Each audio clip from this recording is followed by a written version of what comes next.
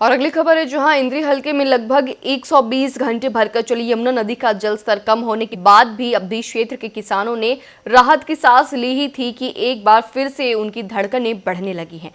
इस बार कारण यमुना नदी का बढ़ता जलस्तर नहीं बल्कि नदी का उतरता जलस्तर है, जो किसानों की जमीनों को फसलों सहित लिए साथ चले जा रहा है। बाढ़ के कारण किसानों की धान और गन्ने की फसल को काफी नुकसान पहुंचा है।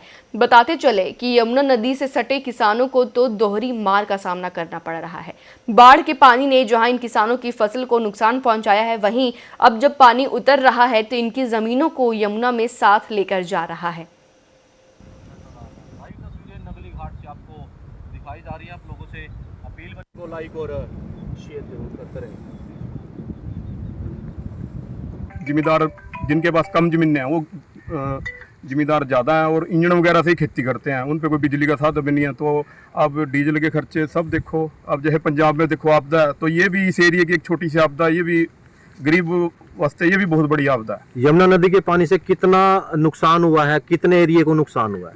जैसे लगभग ये जमुना बेल्ट के अंदर जो हम कटाव में जो नागड़ की और ये जो जमीन गई है, ये तो लगभग गई है जी 100 एकड़ के करीब। जो उसमें गन्ने की पॉपुलर की मेन फसल ये थी जी, ये सब कटाव में चली गई है जी। बाकी जो इधर से थोड़ा 2 किलोमीटर उधर नागड़ गाँव में आ जाए तो वहाँ जो डूंगी ये जो अपना खड़ा है जो हमारा ये जो जिसको बोलते हैं धनौरा, इसके पास जो डूंगी जमीनें थी उनमें भी थोड़ा नुकसान हुआ है। मतलब जीरी का नुकसान है, वो डूबी खड़ी है जीरी। उसमें भी ठेकों पे जमीनें ली हैं, सब गरीब ही हैं। मतलब कोई ज़्यादा बड़े जिम्मेदार नहीं हैं जमुना बेल्ट के, क्यों हर साल फ्लड में मारे जिम्मेदार हैं जी। तो उनका भी थोड़ा गिरदौरी वगैरह होना चाहिए और उन जिम्मेदार